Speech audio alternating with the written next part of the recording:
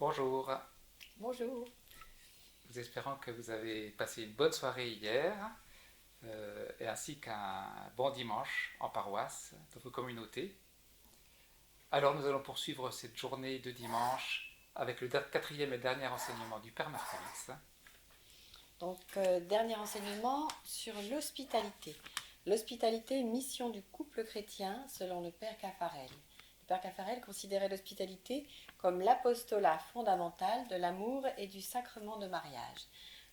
Voilà, une conférence à venir tout à fait intéressante. Et donc, nous vous disons à tout à l'heure.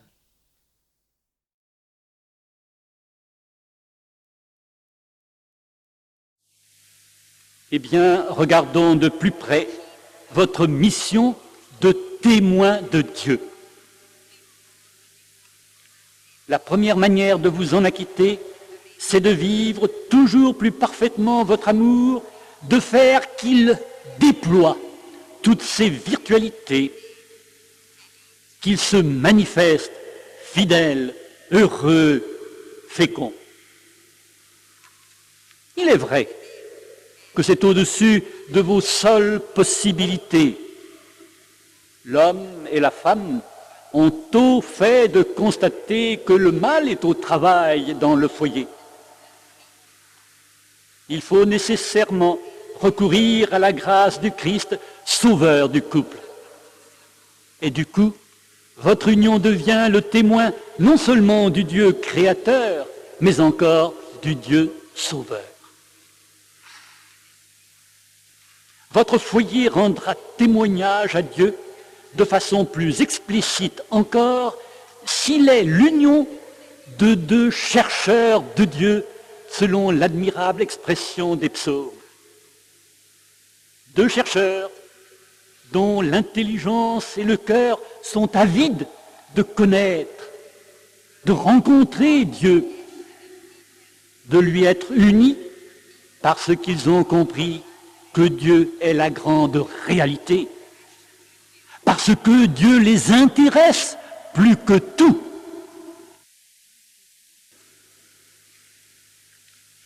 Le foyer chrétien est cette église en réduction dont parlait saint Jean Chrysostome, cette cellule d'église dont nous entretenait Paul VI hier matin.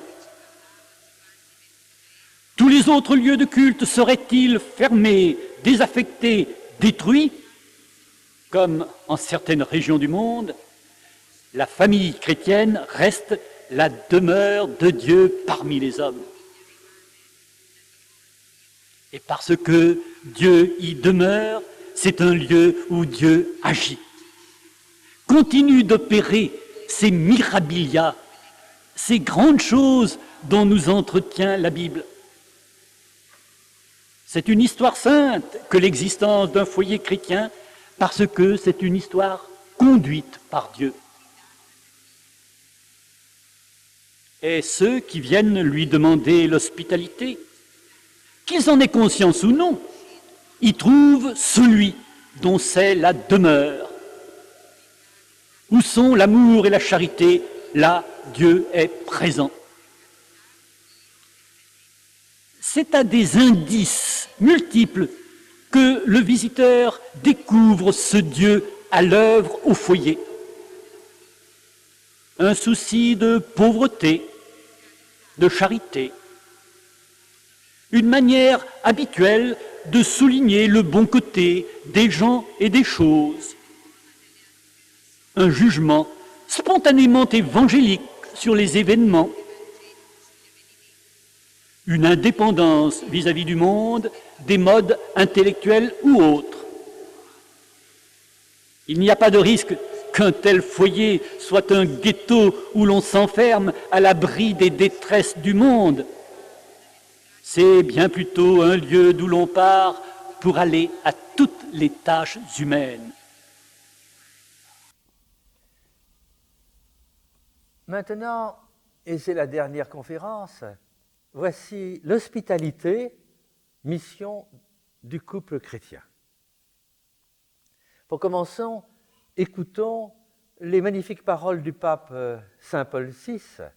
Le pape s'adresse aux 2000 foyers des équipes dans la basilique Saint-Pierre. C'était le 4 mai 1970. Voici un extrait. Il parle du devoir d'hospitalité pour les couples. Nous voudrions, je cite, « Nous voudrions seulement ce matin attirer votre attention sur l'hospitalité qui est une forme éminente de la mission du foyer, de la mission apostolique. La recommandation de saint Paul aux Romains, pratiquer l'hospitalité avec empressement, n'est-ce pas d'abord au foyer qu'elle s'adresse? Et lui-même, Paul, ne pensait-il pas en la formulant à l'hospitalité du foyer d'Aquila et Priscille, dont il avait été le premier bénéficiaire, et qui, par suite, devait accueillir l'assemblée chrétienne. En nos temps si durs pour beaucoup, quelle grâce d'être accueillis en cette petite église selon le mot de saint Jean Chrysostome, d'entrer dans sa tendresse, de découvrir sa maternité, d'expérimenter sa miséricorde, tant il est vrai qu'un foyer chrétien est le visage riant et doux de l'Église. Entre parenthèses sur le texte officiel, je vous dis, expression d'un foyer des équipes Notre-Dame, cité par Henri Caffarel dans l'Anneau d'Or 111-112. Voilà, le mariage, ce grand sacrement, Paris, Feu Nouveau, 1963, page 282. Le visage doux et riant et doux de l'Église, c'est les Simpsons. Le mariage, ce grand sacrement, non, c'est un apostolat irremplaçable qu'il vous appartient de remplir généreusement. Un apostolat du foyer pour lequel la formation des fiancés, l'aide aux jeunes ménages, le secours aux foyers en détresse constituent des domaines privilégiés. Ça, c'est les équipes, c'est fondamentalement le mariage. Vous soutenant l'un l'autre, de quelle tâche n'êtes-vous pas capable dans l'Église et dans la cité? Ça, c'est pour les couples, vraiment. Nous vous y appelons avec une grande confiance et beaucoup d'espérance. La citation alors du Concile Lumen Gentium, la famille chrétienne proclame à haute voix la puissance actuelle du royaume de Dieu et l'espérance de la vie bienheureuse. Ainsi, par son exemple et par son témoignage, la famille chrétienne convainc le monde de péché et illumine les hommes en quête de vérité. Voilà donc le premier apostolat du couple chrétien, l'hospitalité. Paul VI s'appuie sur l'Écriture pour fonder son propos, car Priscille et Aquila, couple chrétien, a accueilli Paul, puis la communauté chrétienne. Vous aurez également noté l'expression « petite église » pour désigner l'accueil chez les autres, l'accueil des autres chez ce couple. En effet, si le sacrement de mariage est le signe de l'alliance du Christ et de l'Église, toute personne qui y est reçue par ce couple chrétien entre dans l'Église. Et que cet invité soit croyant ou non. Extraordinaire apostolat où toute personne est reçue dans la discrétion, le respect. Vous n'allez pas faire siéger avec des homélies. Encore ceci. En effet, c'est un des premiers couples des équipes qui emploie l'expression « le couple chrétien est le visage riant et doux de l'Église ». S'il y a hospitalité, il y a accueil chez soi, bien sûr. Chez soi, c'est-à-dire la maison, l'appartement, là où l'on vit. Mais aussi, et peut-être davantage, chez soi veut dire dans la demeure intérieure de son cœur. Il est évident, ces deux demeures ne sont pas opposées. Et il est évident que tout n'y est pas parfait, y compris peut-être dans le ménage, je ne sais trop quoi, tout n'est pas parfait. Et dans le cœur de l'un et de l'autre, tout n'est pas parfait. C'est donc avec notre caractère que nous recevons les autres, avec notre qualité d'ouverture, mais aussi avec nos limites, rien d'anormal. Pourtant, ces limites peuvent être gênantes. Des éléments d'une vie de couple peuvent transparaître, on peut sentir des tensions. Celui qui est reçu peut être dérouté, gêné, peut-il même être choqué. Comment ce couple chrétien, des équipiers Notre-Dame en plus, j'aurais attendu autre chose de leur part, plus de maîtrise d'eux-mêmes. Si cette réaction devant nos défaillances peut assombrir l'hospitalité qui est donnée, on peut dire les choses différemment. Nous ne sommes jamais accueillis par un couple idéal. Nous sommes toujours accueillis par un couple comme nous, pauvre, limité. Souvent, d'ailleurs, les obscurités d'autrui peuvent nous rassurer. Nous sommes tous embarqués sur un chemin long et parfois difficile. Nous sommes tous des pauvres. Les réunions d'équipe le disent admirablement. Nous sommes tous des pauvres. Personne n'est dispensé de faire l'expérience de sa pauvreté. C'est vrai. Mais il faut dire davantage. C'est le témoignage d'un couple qui ne cache pas sa pauvreté sans pour autant perdre la discrétion sur sa vie. Il donne un témoignage de vérité. L'important pour le couple qui reçoit est de manifester les efforts de l'un et de l'autre pour se convertir à la réalité profonde de l'autre. En ce de même, il n'y a rien à dire d'ailleurs de particulier, pas de discours, car le couple reçu comprend tout de suite ce qui se passe. Et voir cet effort, eh bien, c'est une bonne nouvelle. Un encouragement à dépasser nous-mêmes nos pauvretés. Voilà la bonne nouvelle. On voit que, et on le voit d'ailleurs dans les réunions de nos équipes, le témoignage que nous nous donnons, il a dépassé ça. Ça recommencera, mais il a dépassé. Voilà. C'est magnifique. Le temps peut apporter l'usure des choses, mais le temps peut apporter aussi la grâce du réveil de l'amour. Si nous le désirons, si nous le demandons à Dieu et aussi si nous revenons aux sources de notre amour. C'est d'ailleurs la place du devoir de s'asseoir. Dans nos réunions d'équipe, il est clair que le témoignage de nos équipiers est infiniment précieux. Nous puisons une grande espérance pour nos propres vies. J'en suis témoin.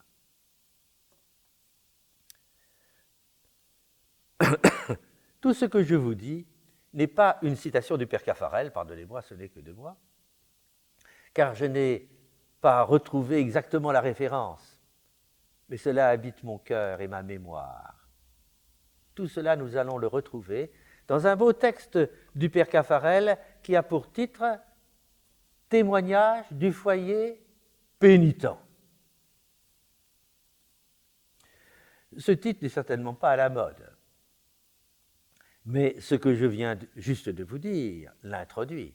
On pourrait traduire « témoignage d'un couple qui cherche à se convertir ».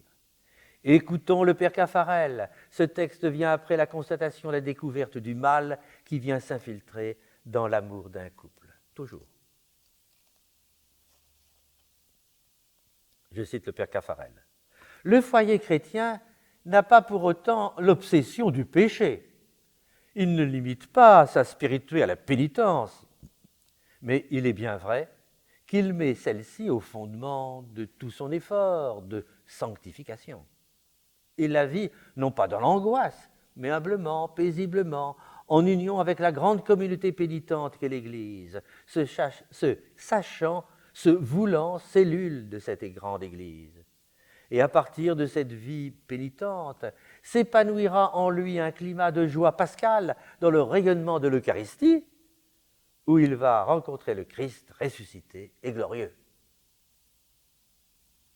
Le témoignage d'un tel foyer ne se limite pas non plus au rayonnement de sa seule vie pénitente, mais il est bien cela d'abord, et c'est une grande portée. Depuis 15 ans que je suis dans les équipes, c'est ça qu'on voit. En même temps, elle célèbre la miséricorde divine à laquelle puise le foyer et qui se traduit par la confiance joyeuse et la paix rayonnante de tous ces pécheurs pardonnés. Tant de foyers qui parlent de témoignage comprennent-ils suffisamment qu'il s'agit peut-être plus de laisser voir tout simplement leur vie pénitente que d'éblouir le prochain par des vertus exceptionnelles. Un homme politique étranger, après avoir quelques jours passés dans un foyer, me disait « Je sais maintenant que si mon pays, à l'image de cette petite communauté familiale, se repentait, faisait pénitence, il connaîtrait la paix qui règne dans le foyer où je viens de séjourner. » Fin de citation. Le témoignage du couple vient de la rencontre de nos pauvretés, acceptées, notre désir d'avancer davantage dans la charité rejoint les autres en profondeur, qu'ils soient chrétiens ou non. C'est l'essentiel.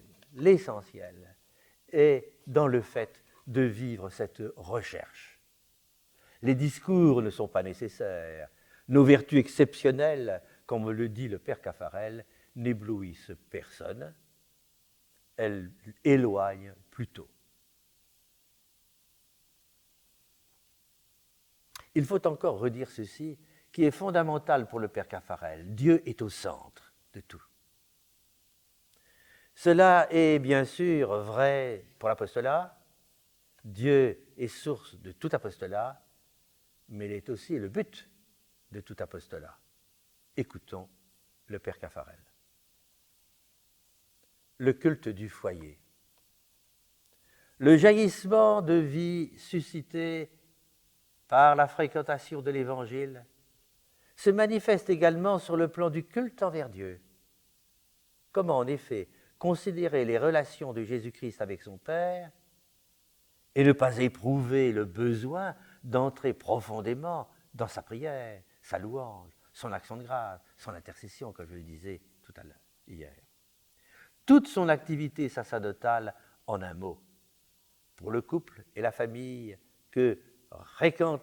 pour le couple qui fréquente l'Évangile, la prière commune n'est pas considérée comme une obligation imposée du dehors, mais comme un besoin des âmes. De même que tout amour tend à se traduire par des gestes et des actes, de même l'âme évangélique de foyer aspire à la prière commune. Le culte du foyer est un dynamisme missionnaire. Le foyer qui fréquente l'Évangile ne tardera pas à faire l'expérience de saint Paul. L'amour de Dieu, l'amour du Christ me presse d'annoncer aux autres la bonne nouvelle, de leur partager les richesses spirituelles de ma vie avec le Christ. Le souci des autres grandit, l'hospitalité se fait plus large et généreuse, chaleureuse, et peu à peu, tous les membres de la famille prennent conscience que ce qu'ils font aux plus petits, c'est au Christ lui-même qu'ils le font. Ici, c'est moi qui parle, ici, comment ne pas vous relire un des deux récits que fait le Père Caffarel de sa vocation. Je vais vous aider à lire le premier. Il rappelle cette rencontre du Seigneur qui a illuminé toute sa vie. Il se souvient de mars 1923. Il avait 20 ans. Et le Père Caffarel a une autre manière d'en parler.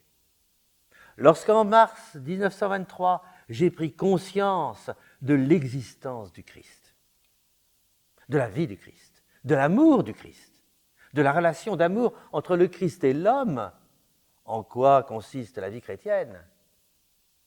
Cela a été pour moi la ligne de partage des eaux. Il y a pour moi un avant ce mois de mars 1923. Il y a après ce mois de mars 1923. Cela m'a marqué et depuis ce jour, je n'ai qu'un désir, moi-même, entrer plus avant dans cette intimité avec le Christ et cet autre désir d'amener les autres à cela. Parce que cela a été capital pour moi dans ma vie. Cela m'a donné la joie de vivre, la grâce de vivre, l'élan de vivre. Aussi bien, je ne peux pas ne pas souhaiter pour les autres cette rencontre avec le Christ vivant, cette découverte que Dieu est amour. Tout est là. Ça, c'est Caffarel tout entier. C'est cela, l'apostolat. L'hospitalité est un devoir des couples, disait Paul VI. Le père Caffarel a une belle définition de l'amour. Aimer, c'est respirer, inspirer, expirer, ou dire autrement, recevoir, donner, donner, recevoir. Il y a cette circulation d'amour en toute communion. L'hospitalité est de cet ordre.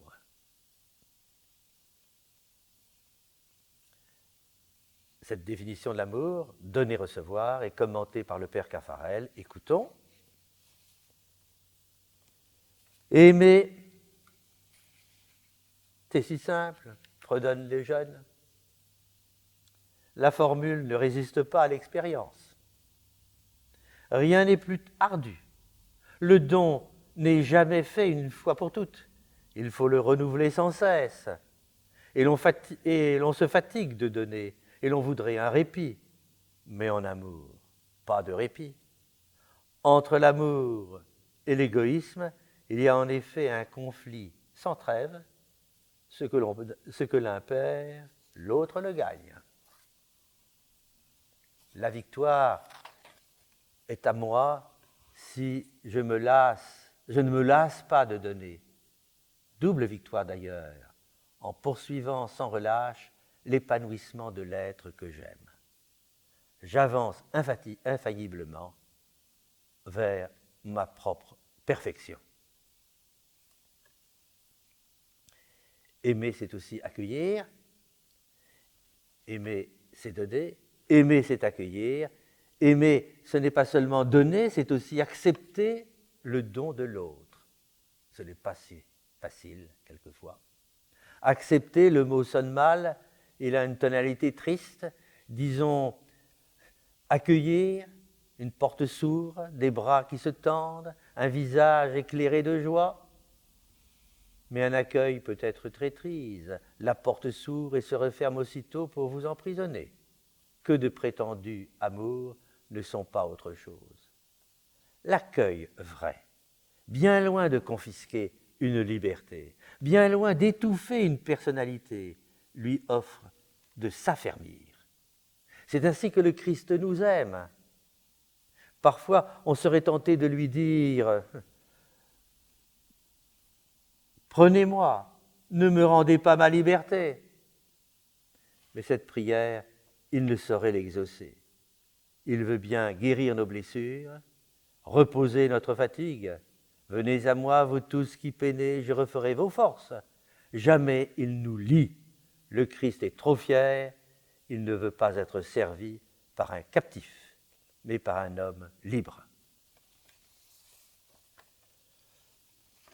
Tout cela pour vous dire, puisque je parle du fondement de l'amour dans un couple et de la présence de Dieu, tout cela pour vous dire que, simplement vous rappeler que les équipes Notre-Dame ne sont pas un mouvement d'action plutôt.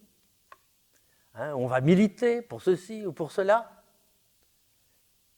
Ce n'est pas un mouvement d'opinion. Il s'agit d'un mouvement d'actifs. D'ailleurs, 98% des équipiers sont, je crois, à peu près engagés dans la paroisse, dans l'église, dans la cité. Donc, mais les équipes de c'est un mouvement de spiritualité.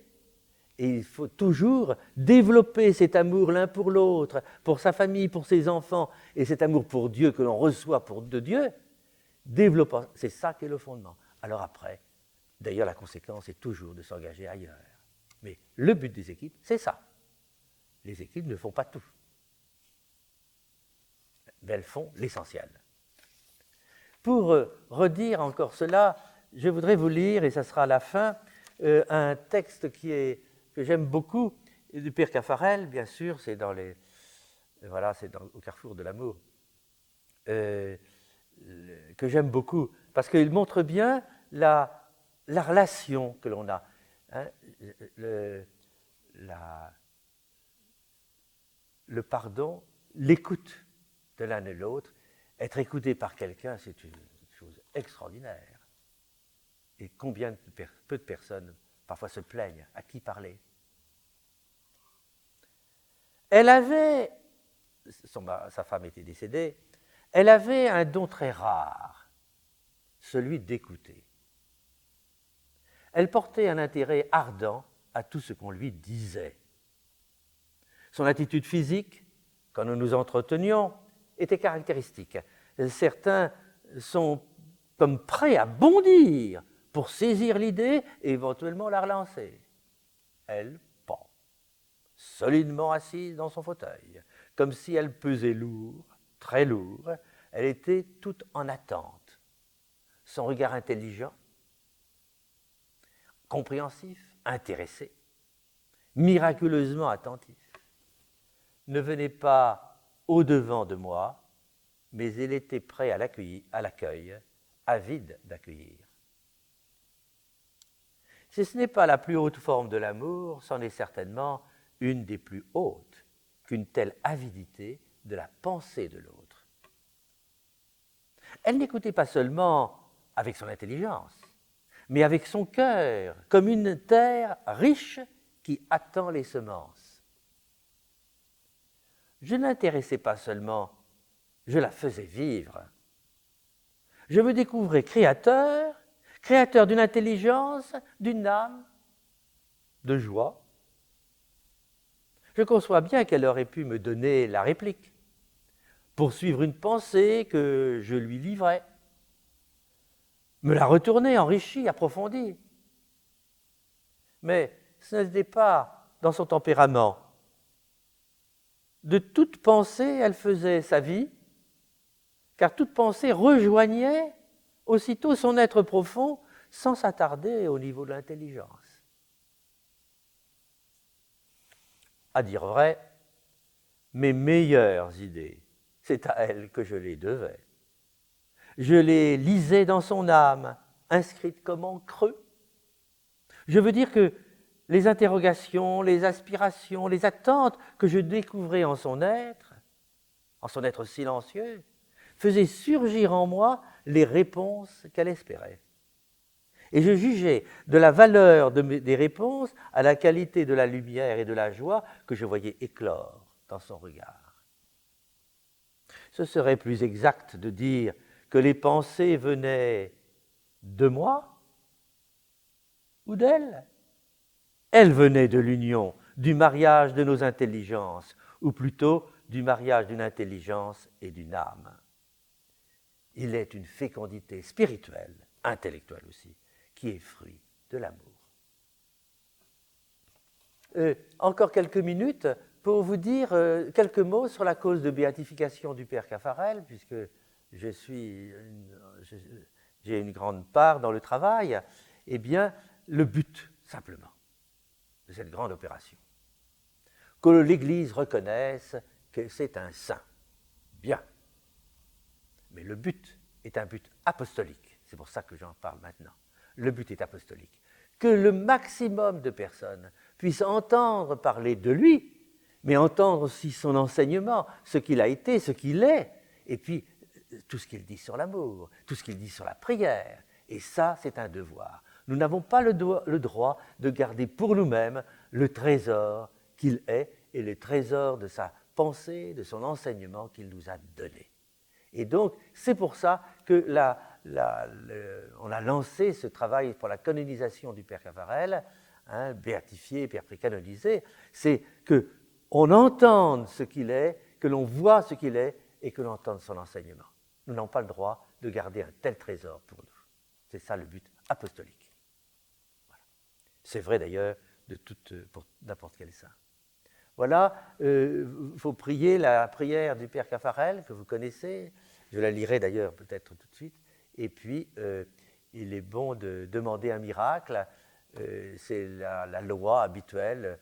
Il y a actuellement, on a une quinzaine de dossiers Mais je ne pense que ce n'est pas de bons dossiers.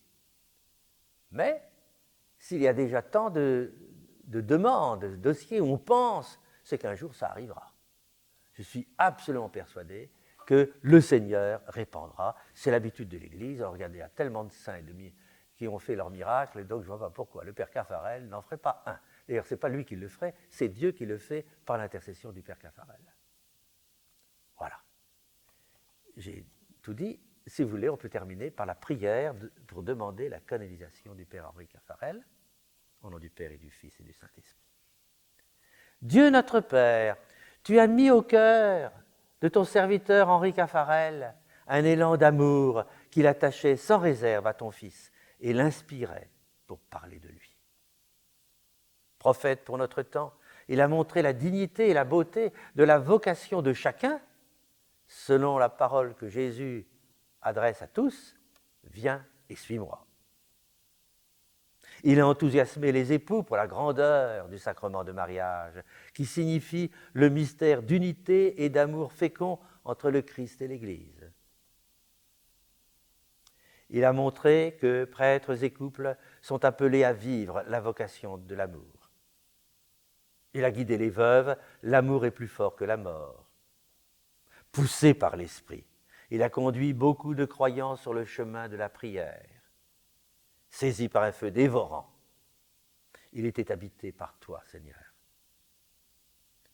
Dieu notre Père, par l'intercession de Notre-Dame, nous te prions de hâter le jour où l'Église proclamera la sainteté de sa vie pour que tous trouvent la joie de suivre ton Fils, chacun selon sa vocation dans l'Esprit. Dieu notre Père, nous invoquons le Père Caffarel pour, et une demande peut venir dans notre cœur.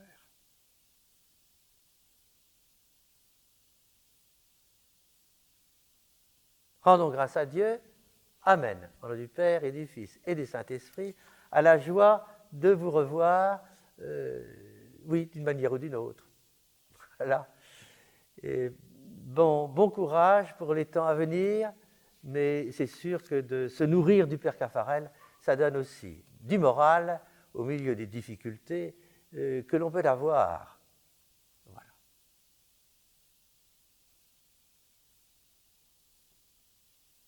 Voilà, nous venons d'entendre le 4e et dernier enseignement de cette retraite. Donc merci infiniment Père Markovits pour avoir pris le temps d'enregistrer avec nous ces enseignements. Grand merci aussi aux dominicains qui nous ont accueillis dans leur belle église. Voilà, maintenant nous vous proposons un temps de bilan de 15h à 15h45, un bilan de cette retraite en couple. Donc n'hésitez pas à prendre le temps d'échanger ensemble, de noter ce qui vous a interpellé, ce que vous avez appris, que vous souhaitez retenir pour l'avenir. Voilà. Voilà, et si... alors n'hésitez pas à prendre des notes, voilà, pour des actions concrètes aussi, qui pourraient vous avoir été inspirées par ces retraites, par des notions que vous avez découvertes. En ce qui concerne cette formule inédite de retraite en ligne, si vous avez des remarques positives ou des points d'amélioration à nous suggérer, écoutez, on est tout à fait preneurs. N'hésitez pas à vous exprimer tout simplement en nous envoyant un petit mail sur l'adresse du secteur, et puis on fera un dépouillement, puis une analyse un petit peu de ce qui nous sera retourné. Et puis on se retrouve en pensée et en prière à 15h45 pour faire un Magnificat tous ensemble, chacun chez soi, en union de prière. Et on vous souhaite à tous une belle fin de journée et un bel élan, en tout cas missionnaire, autour du couple et de ce merveilleux message de la spiritualité conjugale du Père Caffarel. Voilà, belle fin de dimanche. Au revoir. Merci. Bye bye.